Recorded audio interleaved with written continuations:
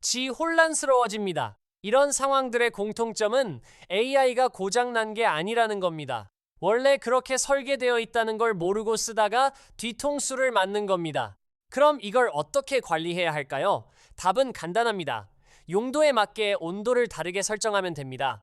회사 챗봇의 환불 규정 안내나 법률 문서 요약처럼 정확하고 일관된 답이 필요한 작업은 온도를 낮게 설정합니다. 그러면 매번 거의 똑같은 답이 나옵니다.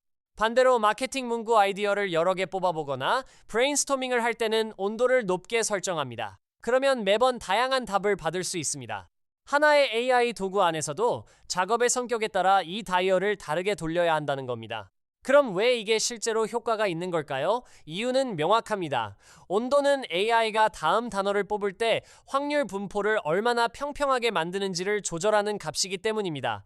온도가 0에 가까우면 가장 확률 높은 선택지만 반복해서 고르니까 결과가 안정적이고, 온도가 높아지면 확률이 낮은 선택지도 골고루 뽑히니까 결과가 다양해집니다. 그러니까 일관성이 필요한 작업과 다양성이 필요한 작업을 구분해서 온도를 설정하는 것만으로도 오늘 당장 결과물의 안정성을 크게 바꿀 수 있습니다. 정리하면 이렇습니다.